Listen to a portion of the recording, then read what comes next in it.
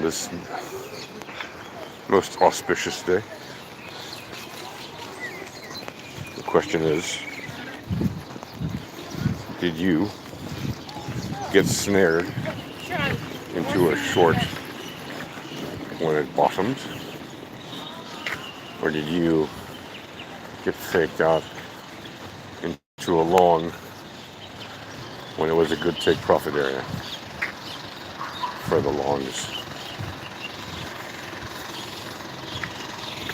In other words, did you watch out for fake outs? Because you have to do that, right? There will often be fake outs.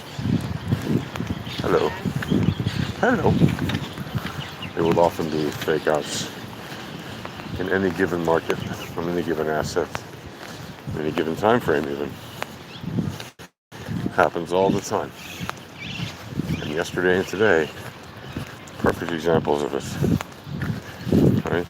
2 days ago, you had Bitcoin, Solana, all kinds of assets, SPY, gold, all kinds of stuff, all kinds of stuff across crypto, faking out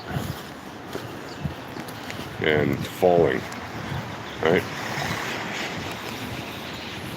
Falling, and falling pretty precipitously.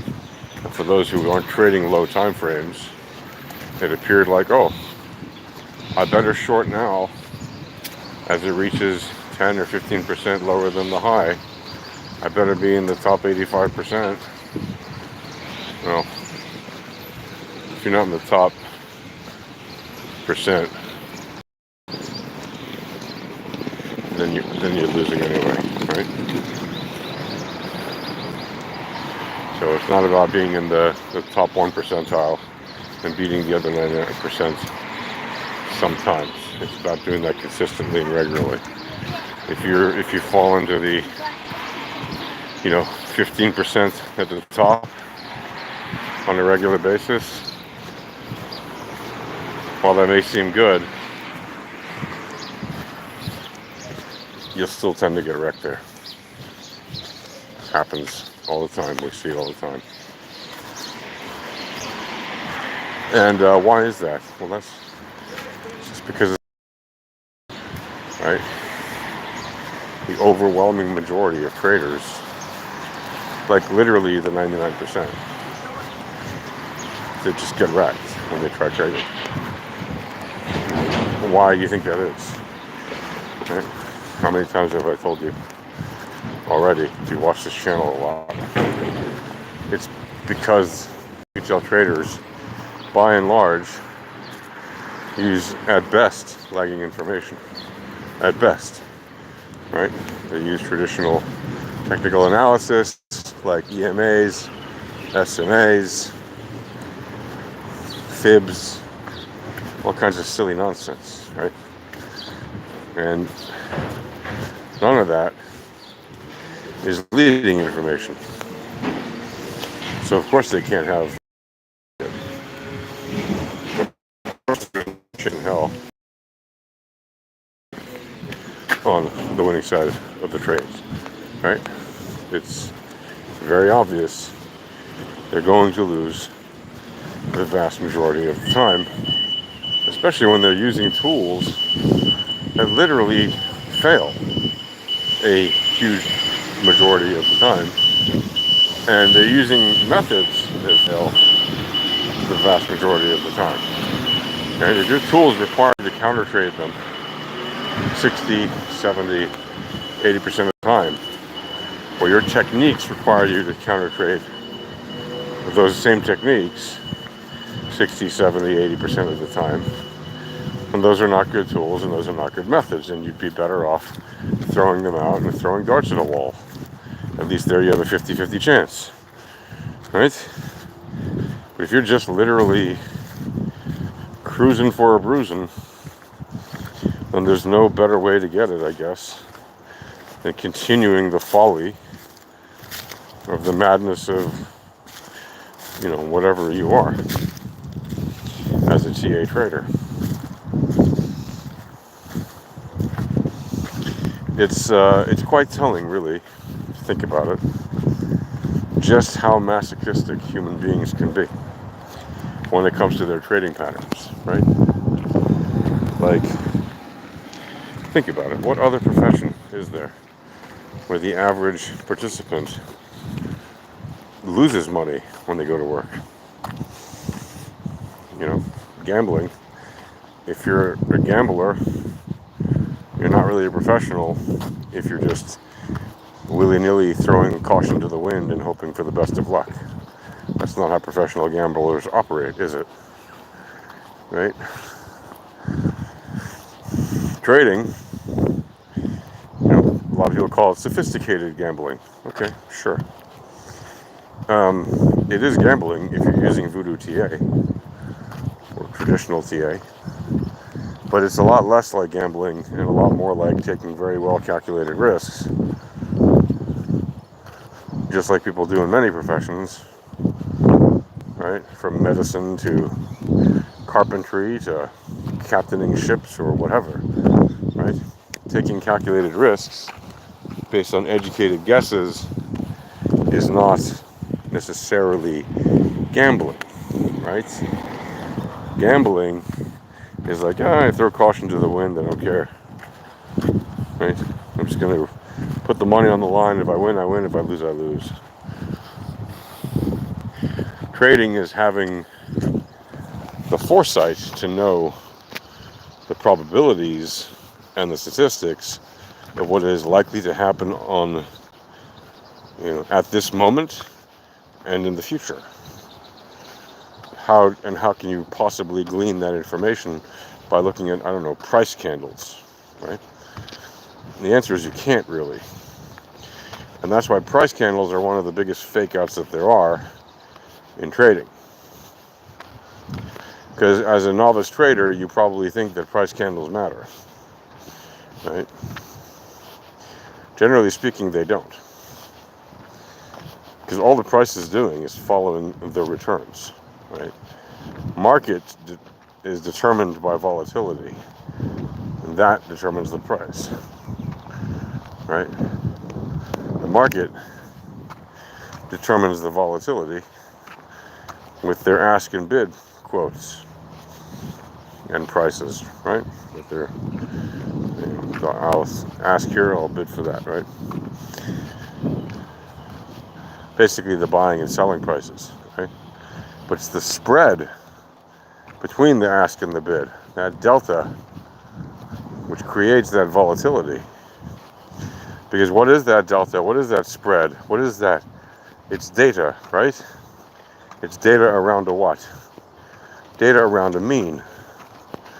So it's literally a spread of data around a mean. That mean upon which the data is spread around, right, is the basis for calculating the standard deviation of returns of investments, right? Or returns on investments. That standard deviation of returns on investments, also known as just the standard deviation of returns, is volatility. So that mean and that standard deviation of returns helps you determine the actual returns, right? Returns show you what the actual gains or losses are versus the mean of returns. And that is actually where you measure the gains or losses, the profit and losses, the P&L. It has nothing to do with the price. The price is moot. As a trader, if you're looking at the price of the asset instead of your returns, you're missing the point. Because the price will follow the returns, okay? Wherever the returns go, the price will eventually go there too. It may take sometimes a candle or two, depends on your time frame, whatever. But usually by and large, candle by candle, prices following the returns. And again, are there exceptions to it? Yes, there are exceptions to that. Like some randomness can happen and skew the price in one direction, even though the returns are going in the other. So the price on that candle and or the next candle might not follow the returns because they're just a bit out of sorts temporarily. That especially happens on low time frames when things are moving very quickly. Okay, some order might just blast the price, away from where it is, up or down, and, shoot it away from doing what the returns are doing temporarily. But that isn't going to change the overwhelming propensity and the very, very high probability that the price will soon, very soon, usually within a candle or two, be once again doing exactly following the returns. Because returns mean reverse. Price does not. Right? Price just follows whatever returns are doing. And how is that determined? Again, the volatility, which is the standard deviation of returns, is going to determine the current and next returns. And that's going to tell you the current and next price. Because the price is going to follow that. The overwhelming majority of the time, it'll follow it basically directly. But you don't want to calculate things based on the price. Because if you do, then the price can very much mislead you, right? The price can trick you into thinking, oh, now I have all this stuff moving up and down in a certain way because the price is moving that way, and I see the price is running up consistently, and now it's suddenly dropping. I better short, even though you have no idea if the drop is going to be a fast drop or a long drop. You're just randomly guessing, and you don't know, right? Because you have no idea what the volatility is doing. But if you did know that, you'd have a leg up. So how can you get that leg up? Well, as I've told you many times before, go to alphatradinghq.com/discord. It's free.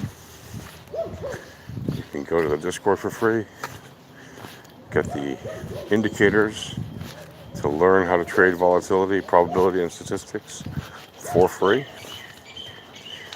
And then you can be trading with the same highly relevant maths that the high-frequency trading firms are using to run the markets. If these indicators weren't great, we would not use them. And we certainly would not sell them. Right? As it is, we don't allow people to buy our indicators unless they've really put in the effort to learn the basics. And people come in and say, no, I know this stuff, I just need access to it. And they can demonstrate it, or they're just stubborn enough. And they keep demanding, even though we keep telling you got to learn this stuff first. Fine, okay, well, allow somebody to buy it. But usually, you have to know the basics. And anybody who comes in as a total noob to this stuff, we will dissuade their energies to their desire to purchase the professional pack of indicators, because frankly, if you don't know what the basics are doing, we know what happens. You're going to use the tools for like a few days, then you're going to go silent. You're going to not even use the tools. You're going to start to look at the videos about them for a few days, then you're going to go radio silent. And within a month, you're going to disappear. And we see it happen so often that we pretty much stopped allowing people to subscribe to the Pro Tools unless they've actually demonstrated that they know what they're doing with the volatility starter tools. So get the free stuff, learn the free stuff, learn for free. Once you know that, then if you're a serious pro trader, upgrade. All right, that's that. Happy trading.